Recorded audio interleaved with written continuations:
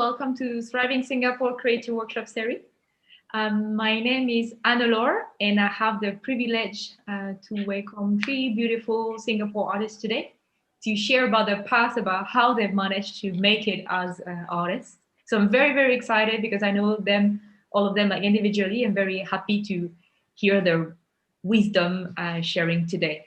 Just a quick introduction. Thriving Singapore has been co-created by Creative Artworks and ALH Studio, and it's both a virtual space. So perhaps moving on to the next slide. If you guys want to check the virtual space, we have 10 artists who have been showcasing their work. We can even wear the VR goggles, etc. Amazing space, and we're gonna probably welcome future exhibitions in it. And it's also a series, moving on to the next slide, to a series of workshops and virtual tours and interaction with the artist until the end of December.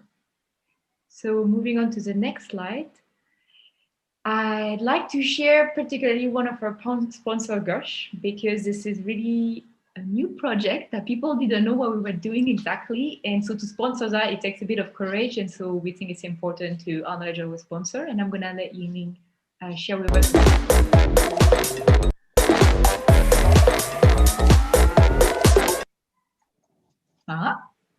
Nice music. Very good.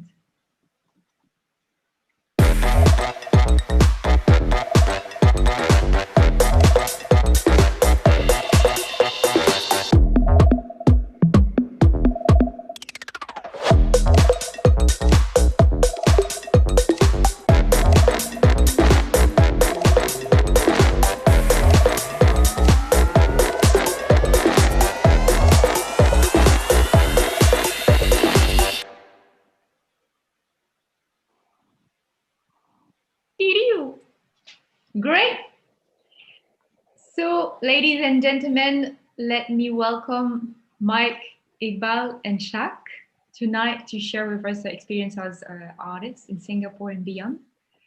And I would like to invite perhaps the audience, actually, let us ask a question to the audience. If you meet an artist that actually managed to make it in the creative industry, what is the question that you would like to ask him or her? Could you type this question in the Zoom chat, please? If you have any question that you would like to ask them, so that I make sure I ask them at the same time. So if anybody has a question, please feel welcome to ask it, and I make sure I ask them. In the meantime, oh, good question. If you were not creative, okay, super, super. And we have more people joining. Very good. Hi, welcome to the people joining. Can I invite perhaps one of our three artists, so the fastest one, to get the introduction? So who wants to start? Iqbal, you're the first picture. Would you like to start? You are on mute, so I cannot hear you. Could you unmute yourself? Well, what do you want me to start with? Perhaps just an introduction, and if you want, we can share your slide. So Yingming, could you go to the next two slides? Sure. Next one. Before that, there was a slide for Iqbal. This one, super. Oh, it's so not updated. Perhaps introduce yourself. It's actually not updated though. You need to reload, I guess. Yeah. This is not the updated one. Just refresh, I guess. Just refresh it. Yeah. Yes. Okay, so I think let me introduce myself. My name is Iqbal. My artist moniker is EBAO. I think I've been in the field since 2014, still fresh. Yeah, but then apparently I was lucky enough to kind of work with big brands, kind of work with interesting projects that I feel that I want to showcase in a pictorial timeline. Yeah, so I think let me start from top left. So that's where I kind of knew where I wanted to be, that I wanted to be an artist, or I wanted to enter the field of being an illustrator, because this is actually a drawing that I did when I was in reservist. So apparently when I was drawing, one of my senior officers, and apparently he told my commanding officer, who loves art, to kind of come and talk to me, and then told me hey, I think you should pursue it. So if you guys were lucky, if you guys happened to stumble upon an NS video about a unit called 823 SIR. He actually showed an illustration that I did of him, and it's just like, because he saw this drawing and then he said, can you draw something of me? So I actually did like a Captain America drawing for him. So that was the first stint.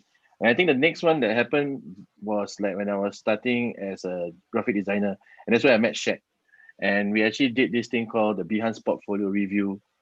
So I think that kind of motivated me to pursue even further into the industry as a illustrator, because if you see that group picture there is actually TYC, Knuckles and Notch, Clock 2, artists were actually just like they've been doing their work, but they just started to gain fame. I mean, not say fame, like people get Traction. gain traction, and we kind of, that's where like we kind of met, and we know that the industry is actually brewing lah, and there's new things coming up. So that was a start lah. And then my first exhibition, which actually I was doing something with Shaq. So apparently Shaq's company did a toy, and they kind of run an exhibition, and I did an illustration. So that was the first one.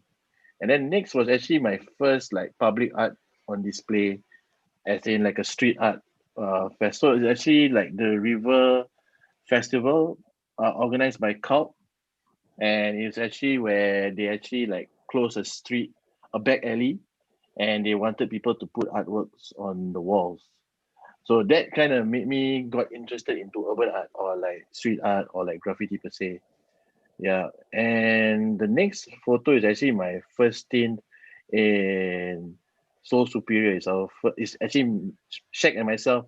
So I think just to introduce, like, Shaq is a friend and a colleague that we've been like bouncing off ideas for the longest time lah.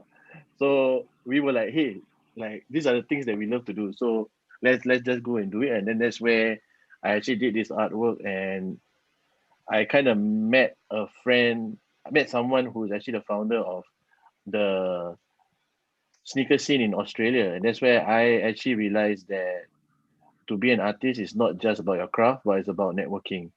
So that's where I found out from there on, and then that's where I moved towards like building my contacts and putting my artwork out there as much as I can.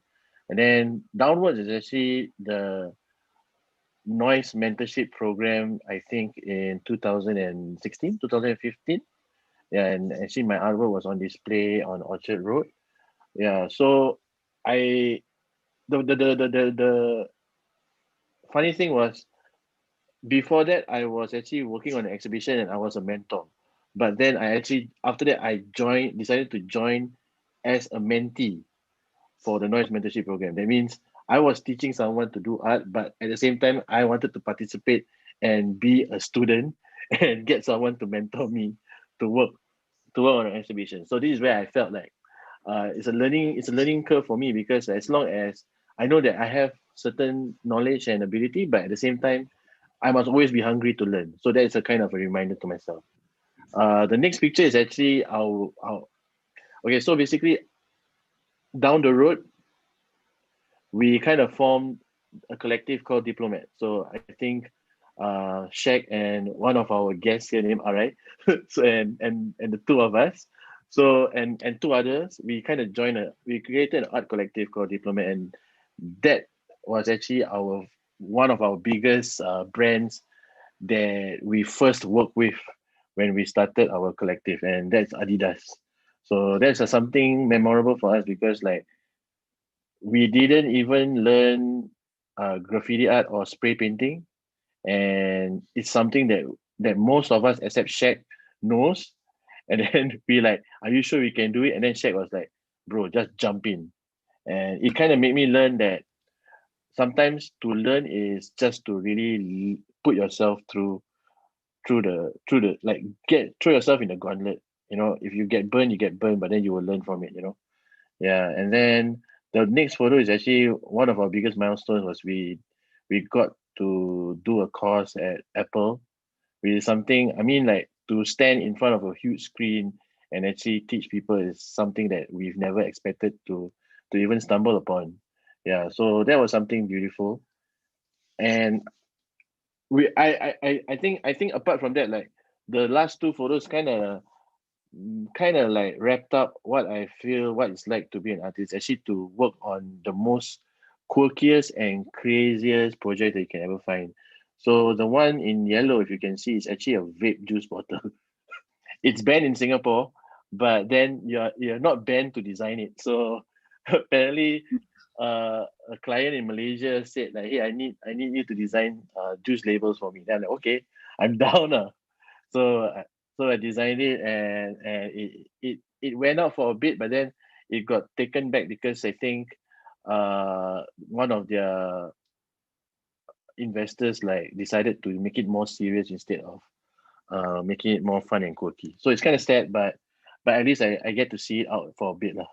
Yeah, and the last one is actually I managed to kind of connect with a artist or with a rapper from the music industry.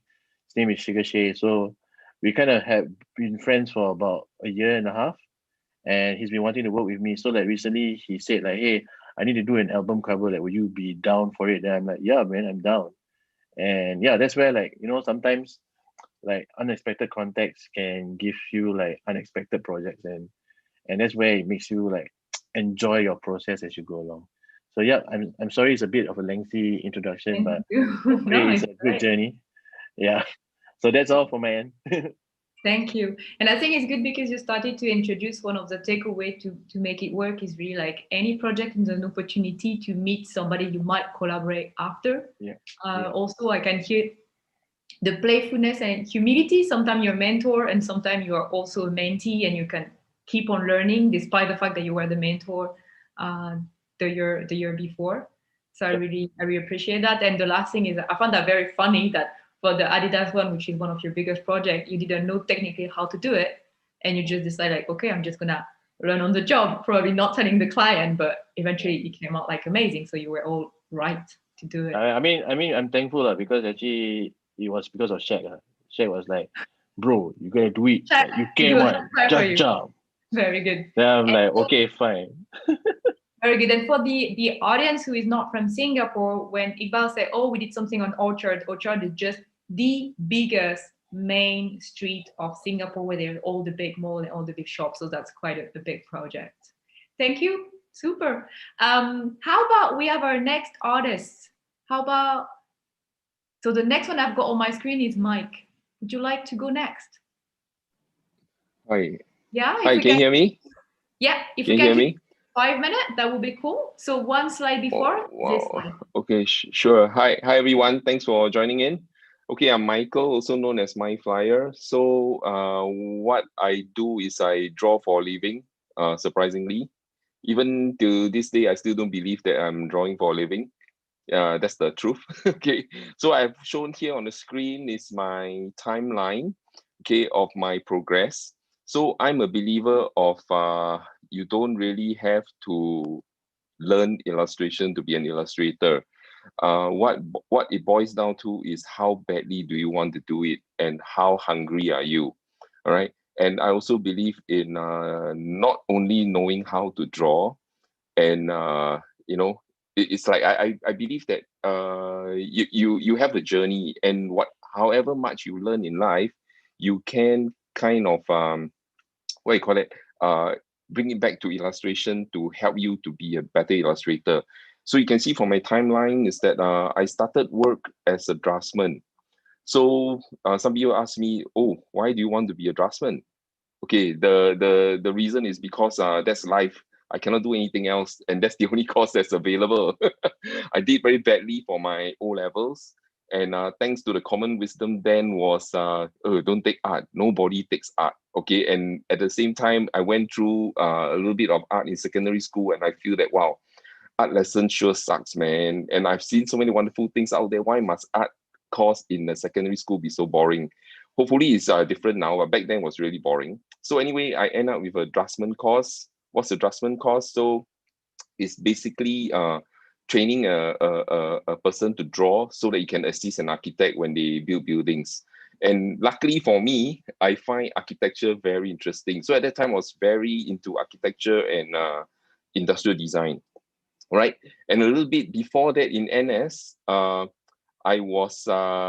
didn't think it's a waste of time. Like Iqbal was sharing that he was drawing in NS, right? So what we do is that we don't book out. I have another buddy in camp whereby we will just chill, quickly eat our dinner and then chill in a room and just draw cars. That's our passion, and just draw cars. Okay, so I was very lucky along the way, and that I met a lot of interesting people who were nice enough to guide me along. Guide me as in like they don't tell you, hey Michael, do this, do that, but they're willing to teach me when I ask them. So there are a lot of nice teachers along the way. So I got my lucky break after I quit my job as a draftsman because someone said that, hey, there's this other company looking for interior designer. Would you be interested? And I was thinking, I would like to do that, but I'm not trained, I don't know how to be an interior designer. I say, oh, no worries. I know you can do it. You just go and interview for the job, which I did. And then I was like the second employee in that company. All right. And it was wonderful. I learned so much on the job. I learned a lot of things that I would never learn if I were to just jump straight to illustration or straight to graphic design. And what I did was that I learned a lot of tricks of the trade, like how to manage the whole project all by myself, from drawing, conceptualization, design, tender document, reading, building drawings, to dealing with contractors and getting things built on site, which is amazing. It was tough work, but it was worth all the 4 years that I spent there. And then after that, at the same time, I was really very interested in illustration. That was like close to 1989. As I was doing interior design, which is very long hours, by the way, I still find time to do illustration because I feel that that's something that I really want to do. And at that time, I still do not know what an illustrator is. I just want to draw and someone pay me money. Okay, that's the gist of it. So, and I met my mentor, which is a very good graphic designer. So she was trained properly in Pasadena, ACCD. And when she started to collab with another person to start the company, I asked to have a job, and they're willing to take me in even though I do not have graphic design training. So I learned on the job. And in exchange, I teach them what I learned about interior design. Yeah, so that was a very happy networking there. And then I started doing that. All this while from 89, I was still freelancing as an illustrator as and when there are projects. All right. And until 1999, then I started full-time as an illustrator. And in 2006, we realized that there are so many interesting illustrators in Singapore, but somehow there isn't really an organization or a group that represent illustrators.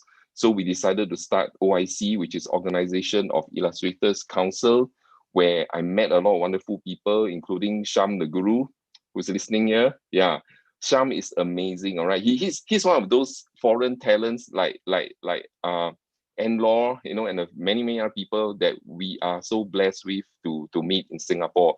So they come here, they don't just earn a living here, but they actually contribute and help to build a community. And people like Sham was like, he blows our mind, right? He's one of the best artists on site. Everybody's like, wow, can I touch your drawing? So it's amazing, yeah. Then after that, after 10 years of OIC and portrait drawing, we decided that we need something better. And through the help of the young illustrators, we decided to start Illustration Art Festival. And that's where we invite illustrators from overseas to come so that the illustrators from Singapore can be placed on the same level as illustrators from overseas that we like, on the same platform, and show that we are all kind of equal. We are still doing good works here, even though we are small. And we have an interesting community here in Singapore that are doing good work, good illustration. And then, so that's what I do. I hope that's a good enough intro for you. All right, thank you. Yeah, thank you, Mike. Thank you for sharing and for being an ecosystem builder. And something that I personally can really connect with you is what you're telling to anyone who wants to be creative is like, all of you is welcome. Any part of you of the journey that you're learning, you can reinvest in. So that's I love this skill learning, because a lot of people are like, oh, can I do it? But I'm not trained. Just do it. So thank you for sharing. Shaq, how about we have an introduction about you? And then I see some question in the chat, so I think we're gonna move on to the question because some are really cool. Mike is yours, Chuck. Yeah, hi. Yeah. Yeah. Shoot, I see Mindflyer started at 1989. I'm born at 1988, man. This guy's a legend. Mike is like, I feel so Old out man, of I'm the place. old man. Right, I'm an yes. old man. Yeah, I feel so out of place right now.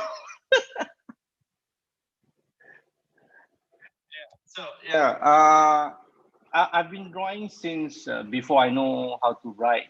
You know, I've been drawing since very young. Since Batman animated and all these kind of things. Actually, how I started and how I decided where to do drawing and graphic design as not say graphic design. I would say do drawing for a living is during primary school when actually a teacher told me like stop drawing on your textbooks and all these kind of things because you're not gonna earn any money and you're gonna become a cleaner one day and all these kind of things.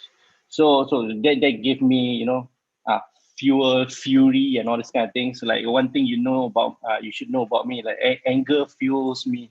So I'm a very angry child inside. So from that day onwards, I think like I'm really gonna do drawing for the rest of my life and get paid and put food on the table for the family and stuff like that.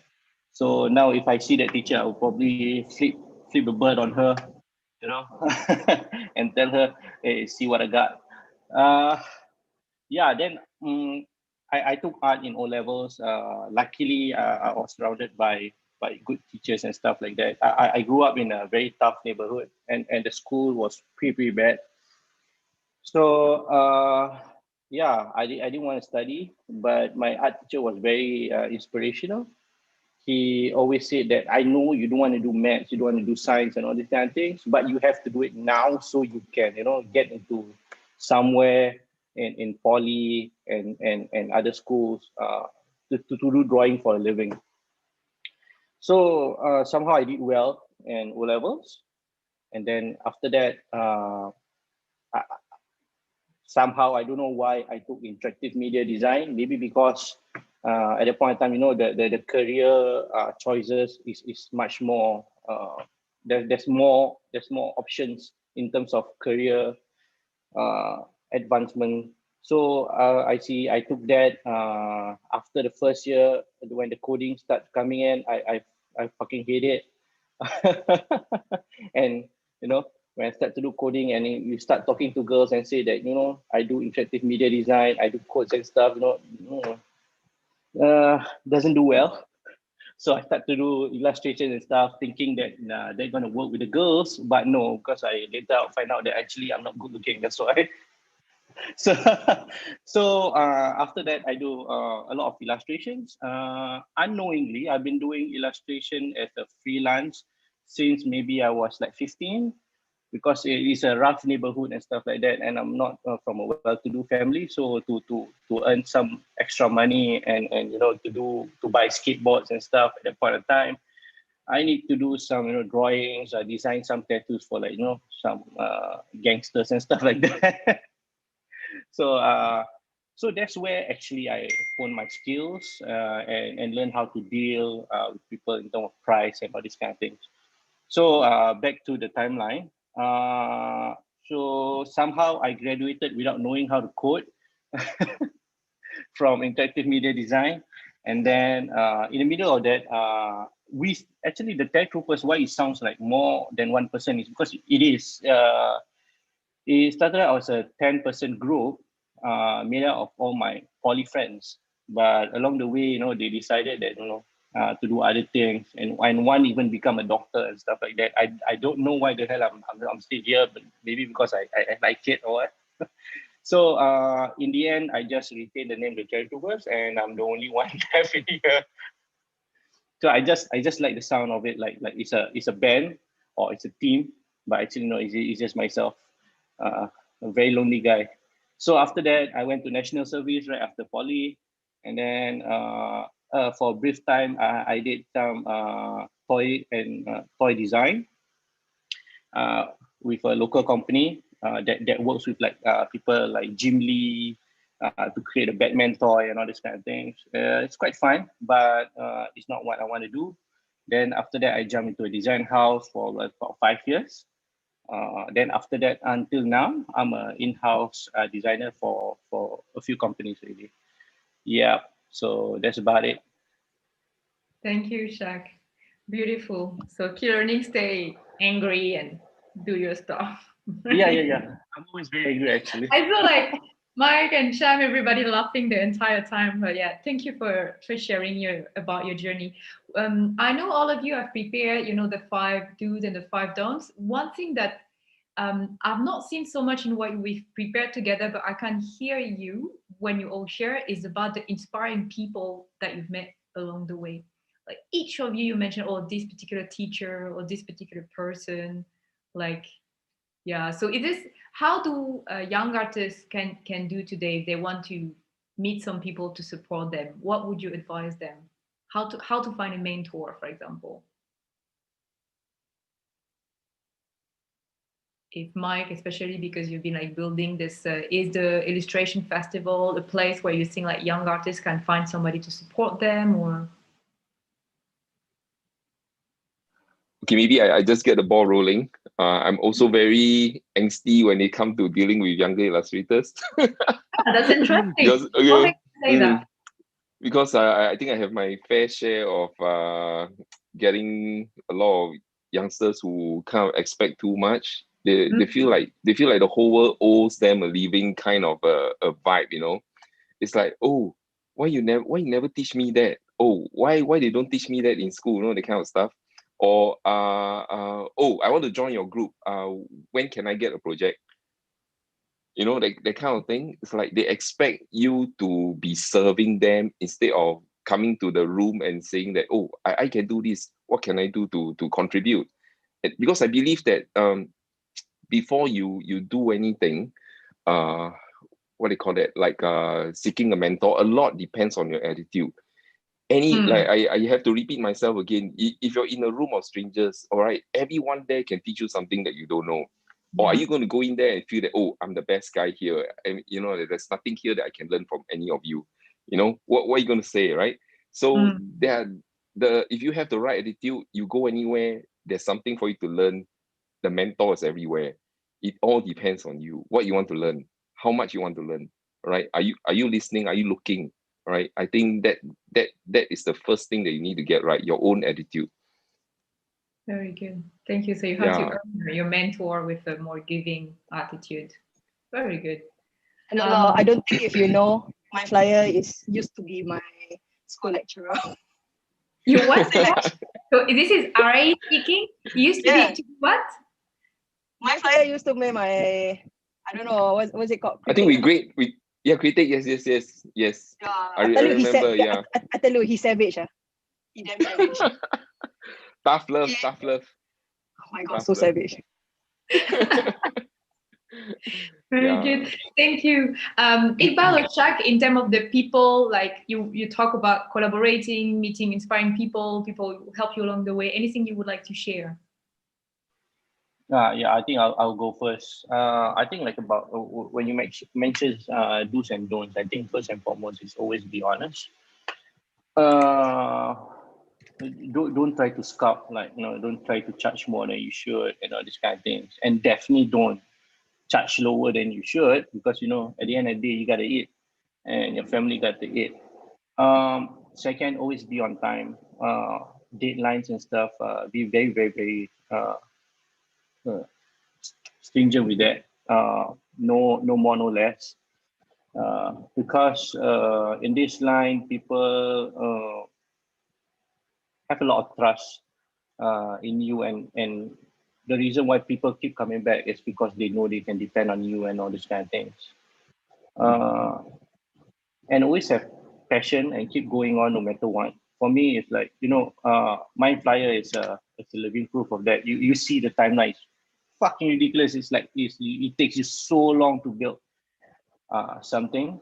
And yeah, I understand where it's coming from. Like kids nowadays, like, you know, after a year or two, you know, like it's not working. Why I'm not getting so much like, why I cannot, like, you know, get followers and stuff. Why I cannot get paid for this and that. Why are they paying me too little? I mean, like, you have to put in the time, man. And I've been in industry for almost a decade, and even before that, I'm doing freelancing, and it takes quite some time, to for people to really realize your skills and stuff, and pay you what you're worth. And one thing that I would like to share is always share and always teach, because in poly people always have this saying like, don't teach people all you know, or don't tell people everything you know, because you're gonna lose out. Like for me, I'm not into that kind of thinking, because for me, I couldn't say for the rest. Like for me especially, it's like, knowledge is not yours to keep uh, in the first place. And for me, sharing and teaching uh, will always, it's like a revision for you, and it always remind you of the basics and all these kind of things. And also, uh, to say it bluntly, I would rather be the worst of the best rather than be the best of the worst. You know what I mean? If you teach everybody and everybody become good, and then if you become the best, you be the best of the best, rather than you don't teach anybody and everybody is at a level below, and then you become the best. I mean, what's the fun in that? Yeah. And one more thing, Yeah. in this industry is definitely don't copy, don't know. I don't know how to say it. Like nowadays people say don't bite, people artwork and all these kind of things. Always try to be original and stuff like that. Yeah. Very good. Thank you for sharing. You've shared a lot of interesting, key takeaway. I'd like to bounce on one that actually Sham asked on the Zoom chat about, like, how to stay motivated. Because that you were mentioning that, and I know, Mike, that's something that a lot of people ask you as well, especially with your career like that. So, Iqbal, for example, how? And then I would like to hear Mike on that. Like, how do you stay motivated? And maybe Sham, if you want to answer your own question, how do you stay motivated? That would be interesting. So, Iqbal, what do you do when you're a bit low to stay motivated? I guess as an artist, as an illustrator, you definitely want to work on commissions that pay you for sure. But then the only problem is that when you're working on a commission, you're actually doing it for someone. So the only way to stay motivated is to create something out of nothing. So for me, what I usually do is that I always find ideas that I have in my mind, and I just like draw, just for the sake of drawing. So for instance,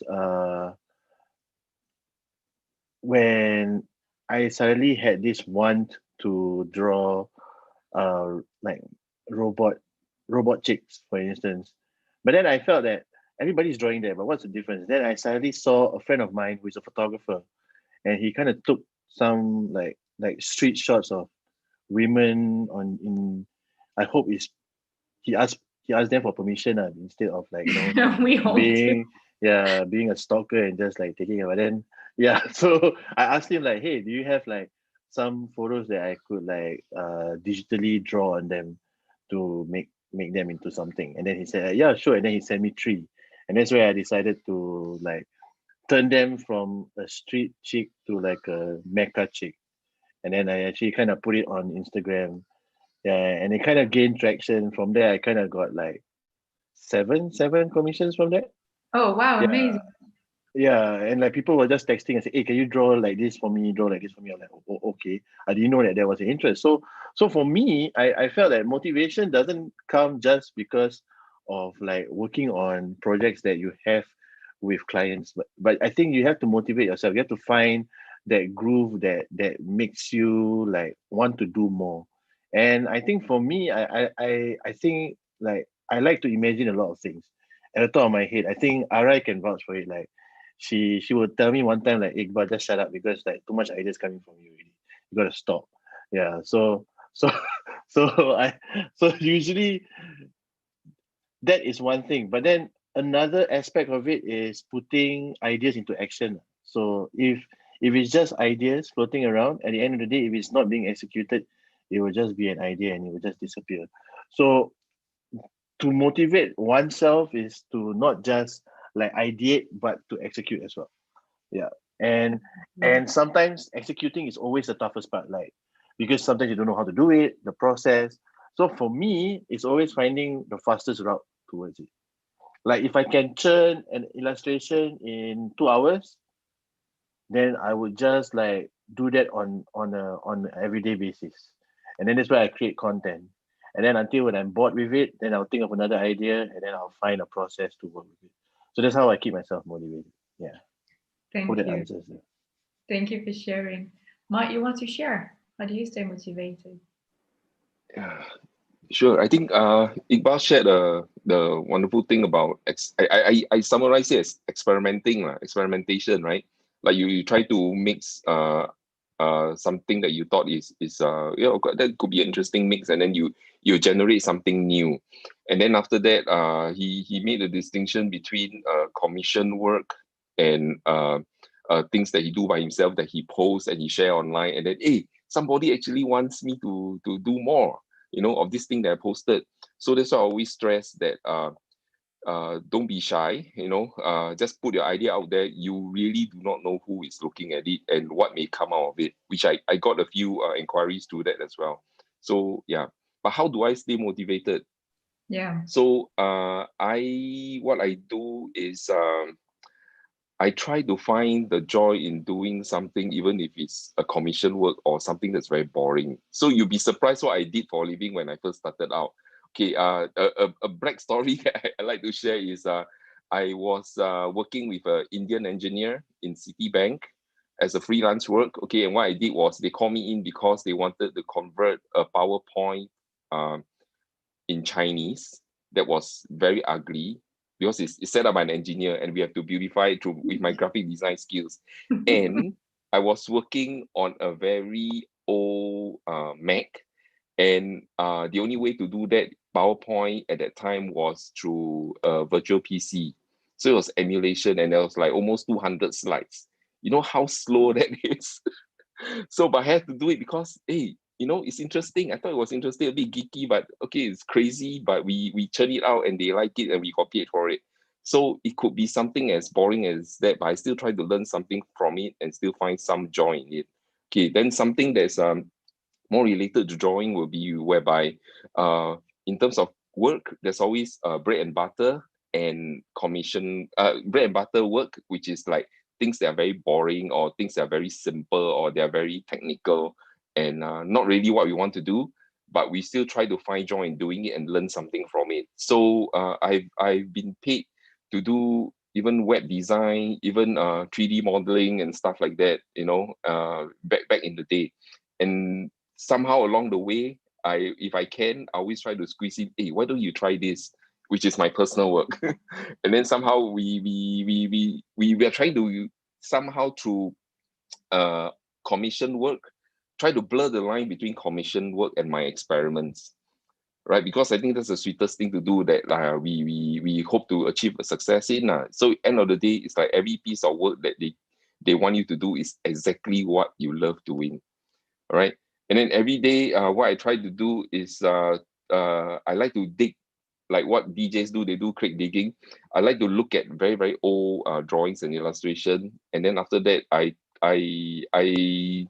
don't know why, since young I always misread things, and also because of my bad eyesight, like it may be a drawing of a boy, I may see as something else, and then after that, from there I keep a notebook and then I'll sketch it out. And then when I'm working on new projects, I'll look through my sketchbooks and then I'll just plan things that I've sketched out before, and then work it out as a proposal for projects. Even the drawing that you see behind me, it was actually a very early sketch that I did in my notebook, which I feel, hey, I need to do this series for this exhibition. And I thought, oh, this could be a time to do something nice with this sketch. Yeah. So yeah, that's how I stay motivated. Thank you. Thank you. I really like it tied up to when you were sharing about attitude. If you decide something is going to be boring, it is going to be boring. If you decide that, no, yeah, I'm going to exactly. make it interesting, it's going to be interesting. And your attitude it's, you know, when we say it's not a yes, but I'm not going to do that, it's boring. It's a yes, okay, I'll do it. And how about we do that? So it's a yes and to build on top of any situation. So Yeah, and just to add that, now that you put it that way, somehow you link back to what I was doing in school, in drafting class. So what we were learning then was construction drawing, which is really boring. Like, oh, this joinery, like how you make this piece of furniture, this chair, how you put this chair together. It's very boring, and everybody was doing exactly like what the lecturer was saying. Oh, just draw this construction drawing of this chair, how you put it together. And me and my buddy was like, huh, this is so easy and it's so boring. And can we have some fun with it? So what we did was we were the only two jokers in class that did full exploded view of the chair. And we had we're just wanking off to a drawing, seriously, we had so much fun.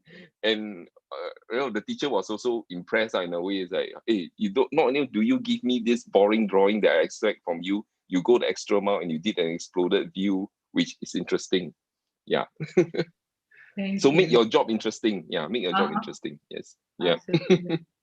I'm interested to hear, like you were talking about Sham with like the top. Sham, can you tell us, like, since Sham you're is the attending, guru. can you tell us, like, because we're gonna wrap up like in 2-3 minutes. So can you share with us, how do you stay interested? Perhaps you can just quickly introduce yourself and share, how do you stay interested and excited by work? It's kind of, sometimes it becomes very difficult when to stay motivated, right? Because now that there are so many distractions like Netflix and all that, right? So and also sometimes you have to work till late. I mean, your office, since I'm working full time, right? So sometimes Can you tell the audience what your work is exactly, like, or okay. what? I work as a associate art director for PUBG mobile game for Bangladesh, Pakistan, like mostly South Asian countries, because now that the game is banned in India. Okay. So yeah, I mean, I have a team of 7 people. I mean, 7 artists in it with me. So we work on static creatives, videos, teaser, trailers, and for offline events we create banners and hoardings and all that, and for in-game assets as well. Okay. So yeah, I mean, it is interesting. I mean, the job itself is interesting. So sometimes it takes time to finish the work. So it's really difficult to find time to work on your personal things. But yeah, I mean, like most of the people said here that if you work on your personal things, you get it helps you to keep yourself motivated, because those are like most interesting things, right? Because sometimes I mean, when you are working full time, so you can't say that no to anything. You have to do it, right? So that's kind of a bit boring, but yeah, I mean, when you work on your own stuff, you can do whatever you want, right?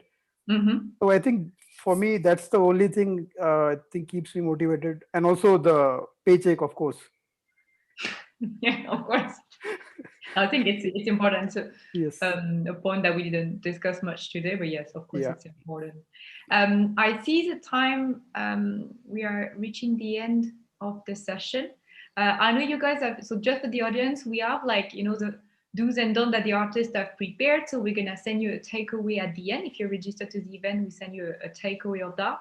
I just want to open to the artists if there is anything else, that they're burning something that you would like to share before I explain the next event for Thriving Singapore. Anything else that you think, hey, I should have said that?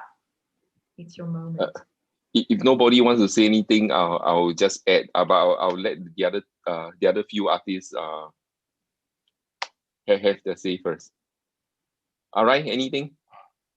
Iqbal, anything you would like to share? Why you aim at me? I'm not even in the panel. Yeah. Hey, Araya, happy. You want to share something? No, happy is it? Yeah. Why not? You want to share Since you're here.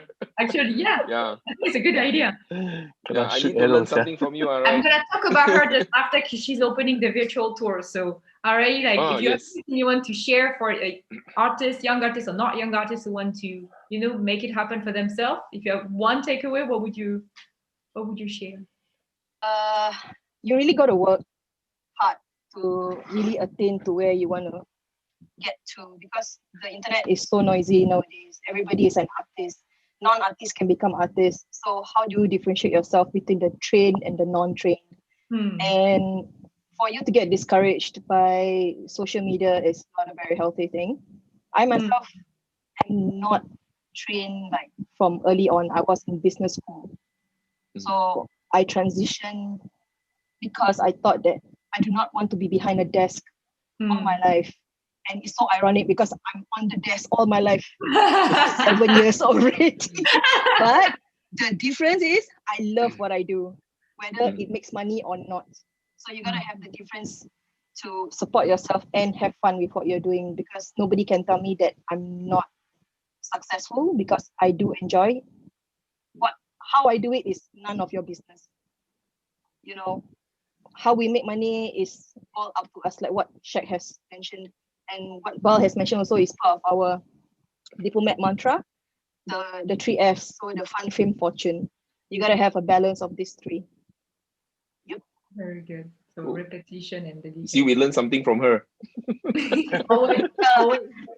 Businesswoman, of course. Yeah. Thank you, Arai. All right. Iqbal, I see you have your mic on. Yeah. Anything you I would think like to share?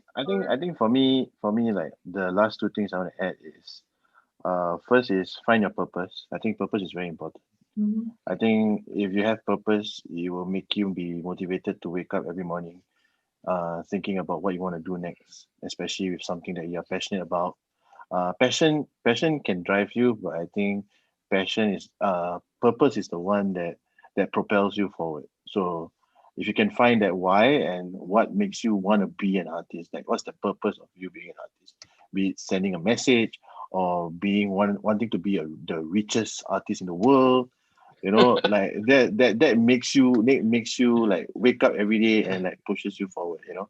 And I think the second one, I think, is a characteristic that everybody has to have. I know, but I think the most important is attitude. But I think the key word here is actually empathy. We are human beings. So sometimes, having that sense of being like, oh, I'm better than someone is actually not a way to be. Like at the same time as sometimes people are being introverts and extroverts. So understanding what the other person or the relationship that you're going to build, be it a client or a potential collaborator or even a mentor or even a mentee, putting yourself to understand the other party and trying to work with them in a way and practicing on your craft at the same time, it gives you an opportunity that you will never ever imagine. Like all the experimental or like even the quirkiest projects that I have experienced.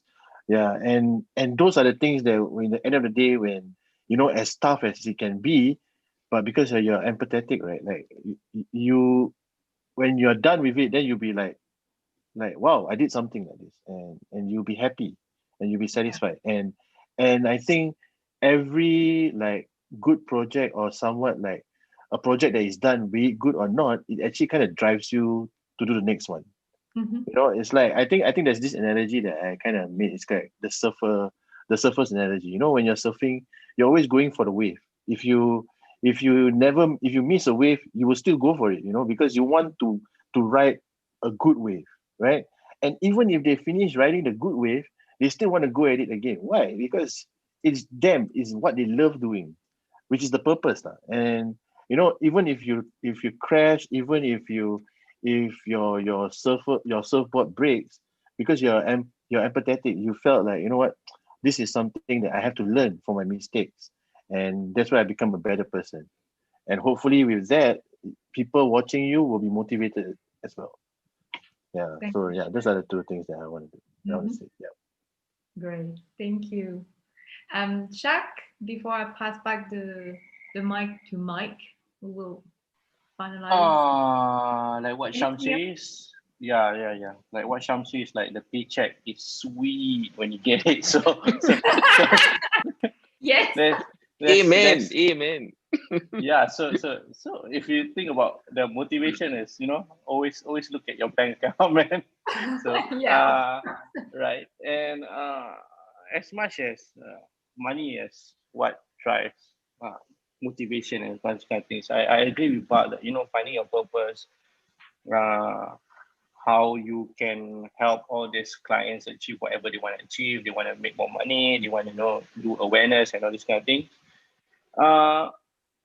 Yeah, that's a good, I would say, direction to go further, is to have a end goal or purpose.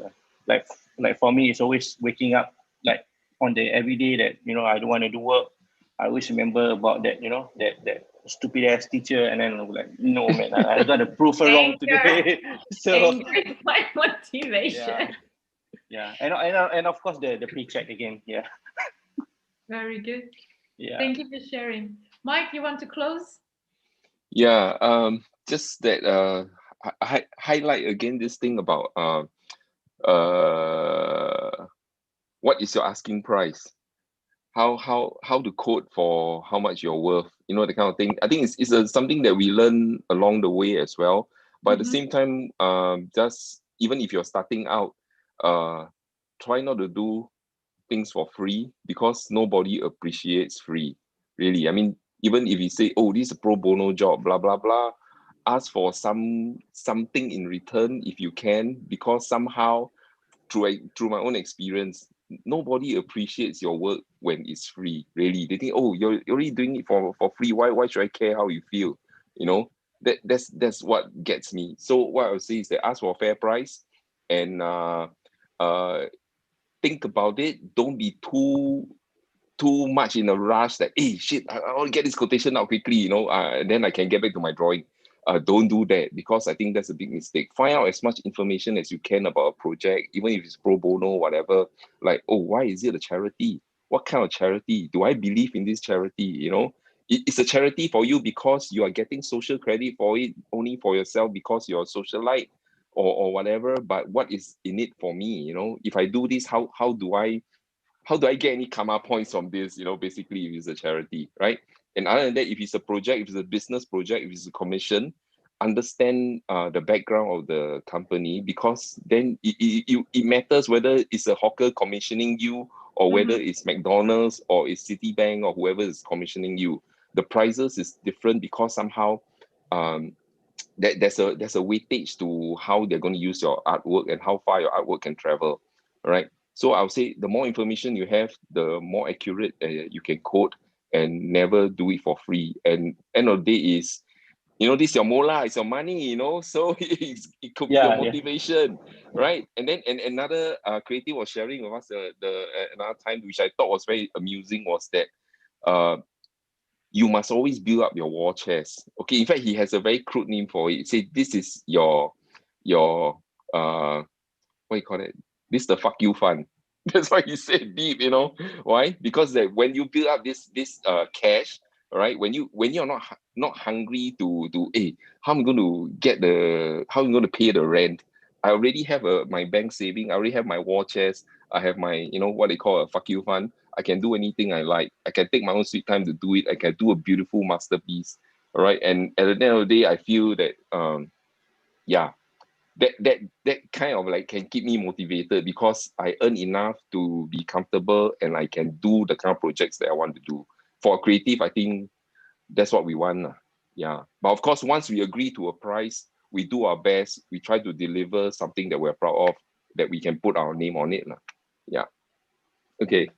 Thank you. No, it's important. I think you all share about, you know, understanding who am I, why do I work, what excites me on one side, what I'm ready to do, and on the other side, who is the person or the topic or the project I work for, where they are coming from, and is this value line, you know, in terms of like what we put in, we put out, whether it is money or other type of thing. So it's very important to find alignment. Thank you, everyone, for sharing about your experience. I'm really, really happy with this sharing. I just would like to move on to the next slide, because actually we're gonna have two more sessions that are gonna arrive very soon. One with Aray, who's gonna do the first ever virtual tour in the virtual space. So have a look at their pieces if you want before, and she will be on the 24th of October. And after that, we have an Osho inspired meditation online led by Sharania. So very excited about this two new event. And we would like to tell you, like, this is an amazing initiative from Singapore, but there's no walls, there is no border. So it's really something that we can share online with all our friends, like all over the world. So your friends in Paris, in Spain, in LA, in Japan, in like Jakarta, anywhere. So please share with your friends, your family, and share feedback, because you heard it from this amazing artist. There are a lot of things that we do without really knowing what we're gonna do, and this is exactly this project. It's the first time for a lot of us. So really happy to receive feedback about it. And on that, I wish you in Singapore a beautiful evening, and the people who are watching us from France a beautiful afternoon. And I see you with Ari on the 24th. Amazing. You can on your mic and do a little clap for these artists. Zoom can only like record one at a time. All right. Thank you, everyone.